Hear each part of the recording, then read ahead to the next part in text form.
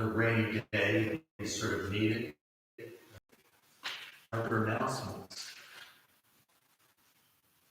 We have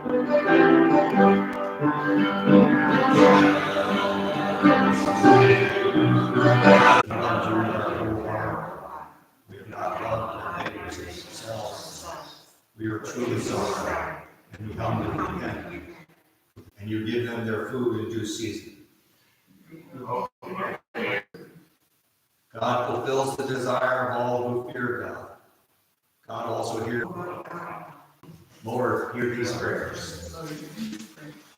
Bill. I'd like to ask people of Yarrow, Honduras.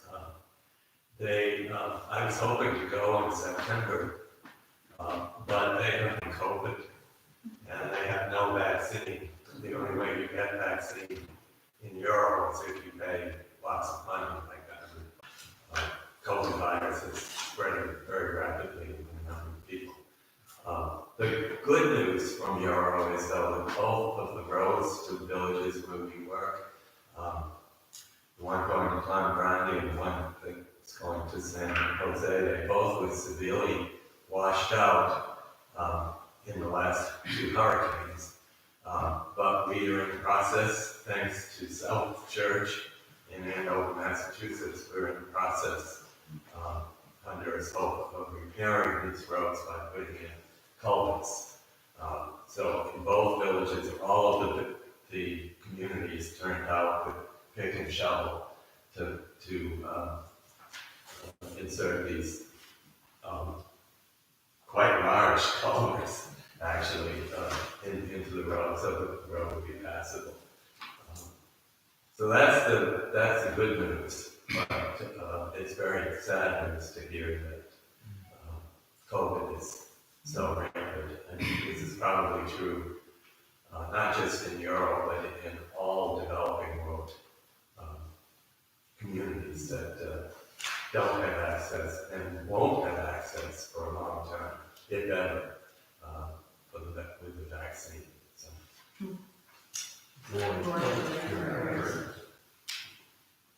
Others? Ken? She, like so many of us, is starting to wear out. Lord, hear our prayers. Judy? I'd like to ask that you all think of Chuck. He's going to start treatment early August, and it's a long process, so we'll be dealing with that and its after effects until probably November. Lord, hear our prayers. Thank you. My twin sister's grandson, Lincoln, he had cancer, brain cancer at 4 years old, 5 years old, and they recently have found cancer again. So again, he will have the third brain surgery. He'll be in Dartmouth this coming week, and then he'll have treatment at Boston Children's Hospital. I have to ask for prayers for him. Lord, hear our prayers.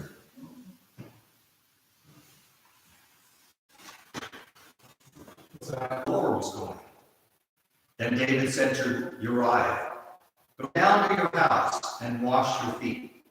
I could get a little in his presence, and made him drunk. And in the evening he went out to lie on his couch with the servants of his Lord, but he did not go down to his house. In the morning David wrote a letter to Joab and sent it by the hand of Uriah. In the letter he wrote, "Set Uriah in the forefront of the hardest fight, and then draw back from him, so that he may be struck down and die."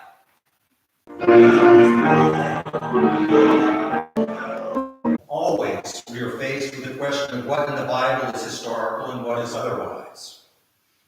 A rule of thumb might be something like the stories of Abraham and Isaac are myth. Those of Saul, David, and Solomon in the 10th century BC are legend. And a decent historical record can only be obtained for Judah's king Josiah in the 7th century BC. That is to say, there is precious little data to demonstrate that a historical David existed at all. I'm not sure how that plays, except to recall that the sermon title is, "Who is this guy?" And that this guy might not have existed at all, and that much of the biblical account of his life is suspect at best. Probably. History has its own issues around factuality. That is plainly evident in our society's current and painful re-examination of its own roots. We are in the midst of lifting up a long list of factual bits that have long been excluded from the official and accepted historical record. And we are weeding out a good bit of myth, legend, and worse that have grossly distorted that record. I am prepared to understand Scripture as an ancient people's encounter with faith and to value it as such. So who is this guy? Of course, I fall into the trap of also not asking, who is this guy? Lots could be said about by that question. We'll sort of ask it. I'll say two things about Bathsheba. One, today's reading begins with poor Uriah being set out at the front of the battle, and a clear act of treachery set there with David's direction that his fellow troops pull back, leaving him to be killed by the enemy. The following passages have the mostly forgotten eldest son is passed over in favor of Bathsheba's child. Bathsheba has extracted promises from David that her son shall reign. Clever woman, powerful woman. A second comment about Bathsheba. Some commentators on today's scripture, both now and of old, have it that bathing Bathsheba had enticed David. She has set her lovely naked body underneath David's veranda, where he cannot help but watch her ablutions. Why spin the story this way? It seems just more of the old stories. This spin is an effort to shed better light on David. It seems ridiculous to read the story in this way, given other details in the account, but even into his lustful. Go back to thinking about history. The thing about Scripture is that the folks in these accounts seem pretty much real. They are genuine screw-ups and make a lot of mess. I might argue that such an account is more likely to be historically accurate precisely because of this sort of characterization. This God is in full relationship with his creation, working with humans to bring God's kingdom into the world. What is God doing working with such a one as David? Yet there he is, a bundle of flaws. We might contrast this sort of history writing with our own. Our history writing is two authors. In our own history writing, think of, say, brilliant founding father Thomas Jefferson. Only after decades of the story being pressed forward are we finally accepting that the man did indeed give in to his own lustful urges to have sexual relations with 16-year-old slave Sally Hemings, fathering several children with her. Like David's, his sexual liaison with Hemings is marked by a power imbalance related to the differences in their social status, making it difficult to conclude that either Sally Hemings or Bathsheba consent in any meaningful way.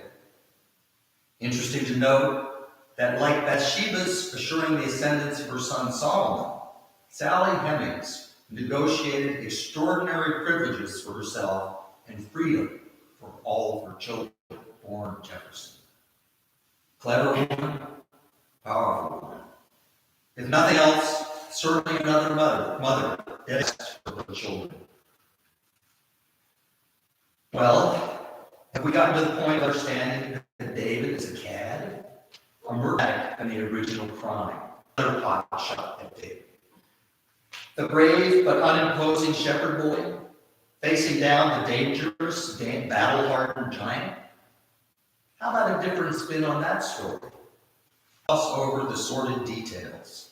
The man is a cad, and they say so. The Bible is replete with descriptions of the flaws of its leading men.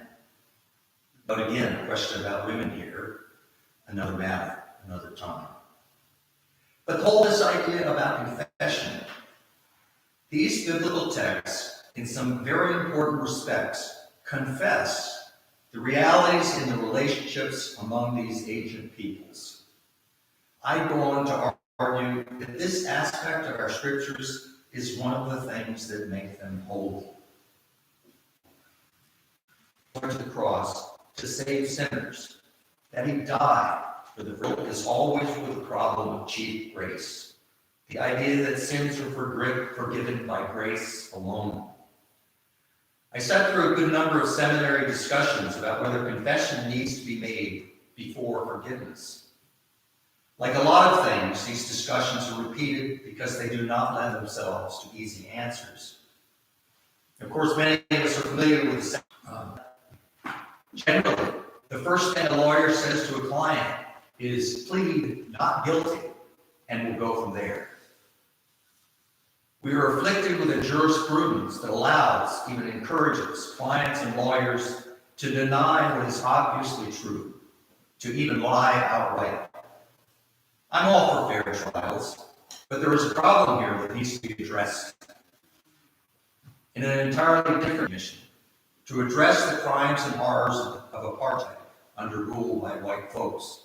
This model has been used elsewhere following these sorts of disasters. But are we willing to name those burdens? If I come to you asking for forgiveness, will you not ask me for what? This forgiveness we seek is truly a gift, and it is by grace that it is given. But what is our part in this process?